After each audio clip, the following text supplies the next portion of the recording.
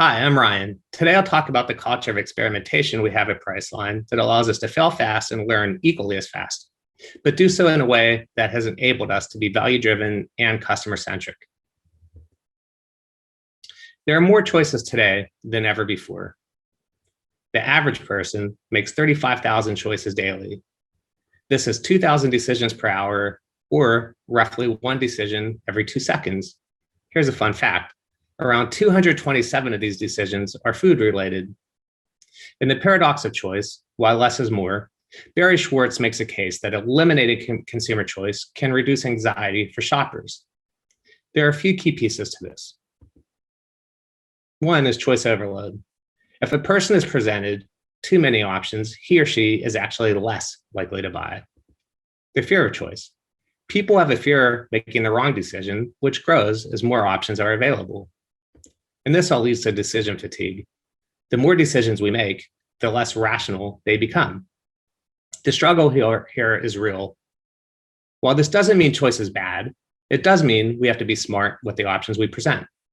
Today, we aren't going to focus on the psychology of choice. Instead, let's focus on what we can do as product people to ensure that we are removing as much friction as possible when it comes to having our customers make important decisions. The number of choices someone has to make when shopping is absolutely mind-boggling. This is true both online and off. Think about it. How many times have you been in store and felt completely overwhelmed? How about shopping online? A common mindset is the more the better. It's not only the number of choices, it's how we present those options. Think about the same in-store experience and the online experience we just talked about, the feeling of being overwhelmed. What could have been done to make the purchase decision easier? Could anything have been done in terms of messaging, content, layout, or placement? We should all have targets that we're shooting for. These targets can be KPIs, desired end states, or even generalized. Regardless, there is likely to be a piece of this that translates to something that people will see and experience. We've talked about choice. Meaningful interactions help steer a customer in the right direction. Layouts tell a story. Content is critical. There is a clear balance between too much or too little. The only way to get this right is by testing, learning, and adapting. Let's talk about how we give our customers what they need by continuously optimizing choice, interaction, layout, and content. There are roughly 1 million people that touch Priceline products every day. This is a lot of people. For each one of them, we intend to provide a positive, meaningful experience. Our mission is to be the best travel deal makers in the world. It's important that our travelers feel our sense of urgency in living up to our mission. We test at a high velocity. At any given time, there could be up to 100 tests running when you visit Priceline. In other words, if you're sitting next to a friend and browsing the site or app, it's very possible you both will see slightly different variations of the same thing. Constant experimentation allows us to learn quickly. With these learnings, we can make informed decisions about what to do next. What to do next always needs to be centered around the needs and wants of a customer. Regardless of what your business does, nothing is more important than making sure you are delivering something valuable. Value isn't only about something you can touch or see in the moment. It's about the entirety of the experience. It's about making sure your customers want to come back. Think about your customer journey. Some questions we need to consider. What does our traveler do on their first visit? What type of deal are they looking for? How does the purchase journey change after the first booking? What is someone most likely to do next after they select a hotel or a flight or a car? If someone is looking for a hotel, what are they most interested in? How about a flight or a car? These are just a few of the questions we need to ask ourselves. Within each of these, there are countless more questions to ask. We need to continuously learn. The journey never ends. The best way to make progress is by testing everything often. A great quote by Jeff Bezos. Our success at Amazon is a function of how many experiments we do per year, per month, per week, per day. Jeff Bezos correlates Amazon's success with the number of experiments they run. While we're talking about Jeff Bezos and Amazon, here's another good one. If you double the number of experiments you do per year, you're going to double your inventiveness. What I like about this, it's another way of calling out the significance of being driven by experimentation. You can't learn if you don't try. Sometimes it's the unexpected things that turns out to be the difference maker. Before you can really get into experimentation, you need to have a culture in place that allows this to happen. You can have the best strategy in the world, but if your team doesn't have the desire, it'll be nearly impossible to win. In other words, the team needs to share the passion and enthusiasm. Otherwise, the strategy will never work. Mission-based teams quickly respond to evolving opportunities. This, like culture, is a key driver of successful experimentation. One big ingredient of being mission-based is being cross-functional. People with different working backgrounds bring different perspectives, all of which are needed to be innovative. It's not about having creative or strategy in your title. The best ideas come from a team of people who share the same passion and enthusiasm for improving their product. This sounds overly simple, but there is some truth here. Any important metric can be tested and improved upon. Testing conversion, for example, can be as simple as trying different variants of copy on a call to action, or learning what performs better, a single-page checkout or a checkout that has multiple steps. Want more email signups? You can see what works best. A modal, how long until the modal opens? Or is a modal the right thing to do at all to capture email signup? It's also important to look at trends that could have an influence on customer behavior. We're going to talk more about this soon. If you have physical locations, spend more time in store to see what people are doing, what questions they are asking. Whatever your business model may be, interview customers, talk to support, listen to your data, look beyond the obvious. During COVID, it was important we understood our market. People were traveling for a different reason. Things we would normally test had to get set aside. What questions would someone have when looking for a hotel? How clean might this property be? Adding cleanliness, badging, and messaging helped with confidence. We had to understand our market and know our trends. People still had to fly. Adding messaging around COVID safety with the tooltip was helpful. This was a winning test. COVID safety detail turned out to be useful when looking at flight details. This was a winning test. We learned that plans changed during COVID and people look for flexibility. Making flexibility a prominent filter helped travelers feel more comfortable. This was a winning test. These examples are all small tests that had a big impact.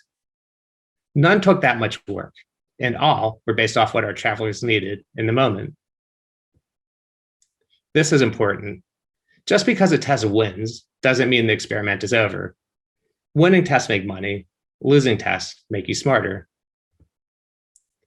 The lean UX cycle is a great way to think about getting iterations into the world of speed. If you're going to run a lot of tests, you're going to need a lot of ideas. And remember, the best ideas come from a cross-functional team. The quicker you can get an idea into an experiment, and think of an experiment as another way of saying MVP, the better. The story is simple. Get your ideas into the wild, look at the data, learn what's working or not, and make informed decisions about revising or pivoting. I highly recommend Outcomes Over Outputs as a great quick read. Josh Seiden does an excellent job talking about setting goals and creating outcomes. Outcomes are changes in human behavior that drive business results. Outcomes are what we hope our creations will achieve. Outputs are what we will create in order to achieve our desired outcomes. Priceline has a product called Pricebreakers, which launched in 2019. Let's talk a bit about how this product hit the market and evolved. Some of you might remember William Shatner as the Priceline negotiator. Aside from the brilliant ads, the negotiator and Priceline were known as a way to name your own price. Over time, this concept evolved into express deals, which continue to be an excellent and popular way to get an amazing deal on a trip. Express deals are known as opaque. Simply put, you're getting a great deal that is relevant to your search on a hotel, flight, or rental car. The caveat is the actual product is revealed after you book. For some, there is a missing element of control over what they will get. Another great deal is a price breaker. With a price breaker, you see, for example, up to 3 hotels that are relevant to your search. All are a great price. Once you book, you find out which product you get. One big difference between price breakers and express deals is with a price breaker, all your options are in front of you. There is less element of surprise. This is known as semi-opaque. We launched fast. The buzz was great. We were happy and our travelers loved it. This doesn't mean we were done. It meant we were ready to learn and make it better. Let's talk about price breakers in the context of outcomes over outputs. The impact we are looking for, or the objective, is to offer travelers a different way to discover hotels that meet their needs while increasing exposure to available bookings.